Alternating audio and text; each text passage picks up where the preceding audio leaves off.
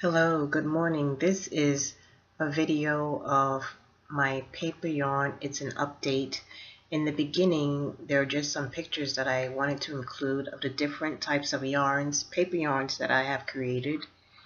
In the beginning, I just created very small samples. And in this video, I show you what I have used with the samples that I have created. You'll see some pictures of the different papers that have been used. There's crepe paper, there's tissue paper, there is newspaper or circular papers that were incorporated into these yarns. Different types of mediums, silk threads, paints, alcoholic dyes were used to give the brilliant colors. This particular yarn right here, I love it. This was my favorite piece of yarn. I only made a small batch of it though. That's my cherry blossom yarn.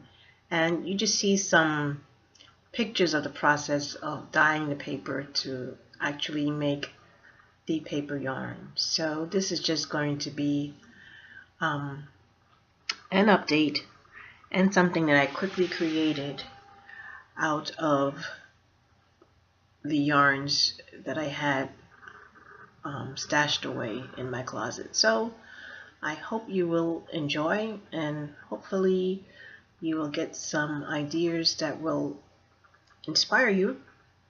So sit back. The video's not too long, but just an update on what I decided to do with the yarns.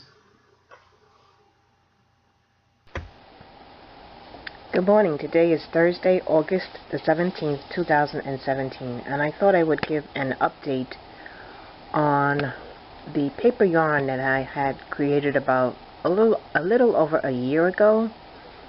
And I was hunting through my closet yesterday and I found just bits and pieces of the yarn that I had created.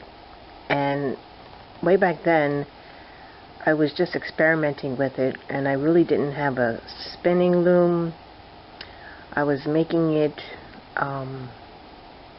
really by hand on something that I had created by hand, just to see if I could spin paper.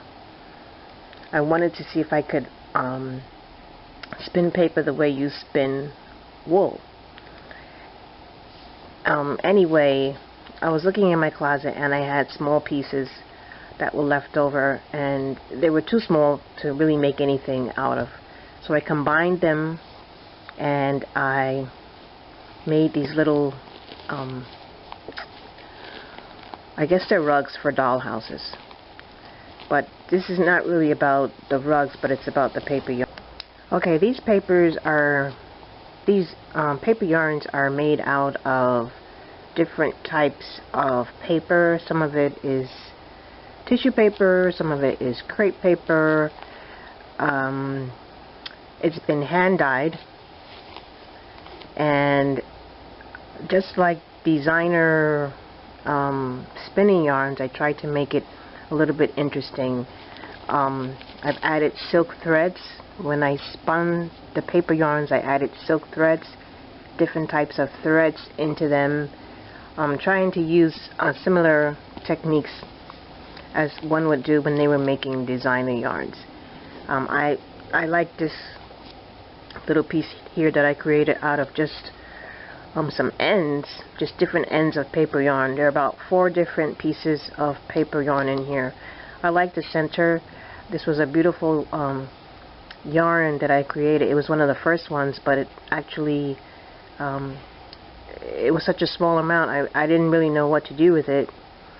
But it reminds me of cherry blossoms, a cherry blossom tree. So that's one color, 2, 3, 4. And that's will be the front. This is the back. Moving on. This really looks blue in the camera, but it's actually a kind of purple. Center is blue, moving out to a darker purple. And this was also 4 different pieces of residual paper yarn that I had left over. And the last one, sorry, this actually started out, let's move these aside. Here's an example of what the yarn looks like before it's crocheted. Now this one actually tried to incorporate different pieces of paper at different intervals, at regular intervals into the yarn. Now all of this yarn has either a fine thread or cotton that it is woven around so that it is reinforced in some way. I haven't gotten to the point where it's just 100% paper yarn because it would fall apart.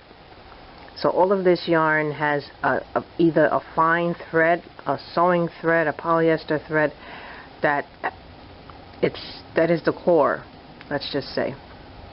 So with this one, I think it was something stronger. It wasn't thread, but it was something strong. I don't really remember. Anyway, I used, this is actually like crepe paper and tissue paper interwoven into this yarn. And the effect, this is the effect. You will see the raised areas of the yarn as you create the piece. Now, as I crocheted, the knobbiness tend to just come out on one side. And I'm going to show you the bottom. And you see the bottom looks a little bit different. It's neater. It's not as textured.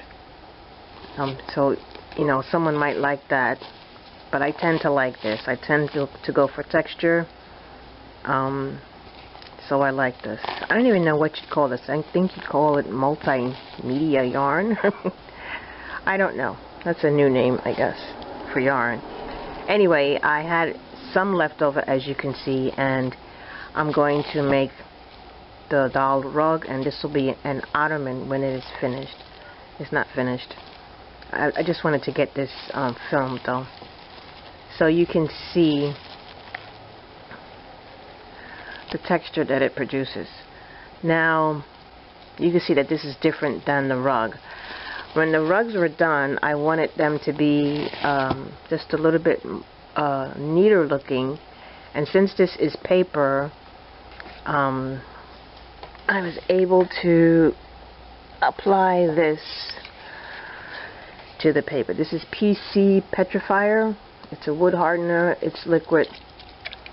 All I did was sprinkle it on the rug in an even coating and just apply something flat on the rug so that it would dry. Now, as you can see, it kind of dry. This is still cool to the touch, so this is not really dry yet. It dries nice and neat. Doesn't dry stone hard, but it does give it a bit more structure. And like with these, you see, I can bend it, but it still gives it some structure. I guess you could do the same thing with any other type of hardener,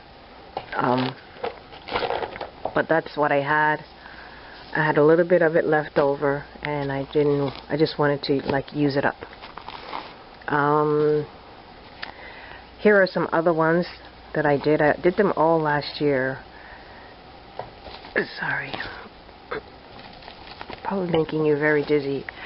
Like this was the newspaper print or the circular print, and this one looks as if it's made a little bit better, made a little bit stronger, and probably has a stronger thread or cord going through it. So I don't know what I'm going to do with this. I guess it could make a nice print planter or something. I'm just not sure. Maybe even a platter if you're really able to harden it up. And this is just wrapping paper. So you can see I was trying to experiment with all different types of paper. Now someone asked me, I had made a rug last year, and someone asked me, and I never got back to them, how is the rug doing? Okay, Okay, this is the rug that was made a little over a year ago. Actually, I have to check the date when I made this. And a YouTuber had asked me, well, how is the rug doing? So this is the rug. As soon as I made it, I placed it outside of my door, so it's kind of like a welcome rug. And it's been outside. And as you can see, it has still maintained its color. Because this was paper yarn, several different types of paper yarn, and I just kind of incorporated them all together. It has still maintained its color. It's still, you know, it has its form. It's really flat now. It wasn't so bulky in the beginning, but you know, with weight being placed on it, now it's a nice mat. This is the bottom of it. I just don't want to pick it up because it's a little dusty being outside. So it has lasted. This paper product has lasted. Now, is this something that you'd want to wash? You know, like with a hose or hose it down? I don't believe so. Although I guess that's the next experiment to try, you know. But it has lasted. So that's the update on the paper yarn welcome mat. If I have the time, I will continue on. I know I recently purchased like a whole bunch of different papers, and it's just finding ideas of what to do with it. I always like to think of stepping outside of the box. Yarn paper, you know, what can you really do with yarn that's made out of paper? So that's a quick update. So anyone that's interested, paper yarn, multimedia yarn, it has different things in it. I'm looking forward to including different things into it. Beads into it would really be nice. And paper beads into it, that would be great. I hope I'm giving someone some ideas. Okay, anyway, that's just the update. I hope everyone is doing well and they are having fun with their creative ideas. Well, have a very blessed day, and I will see you again soon. Bye.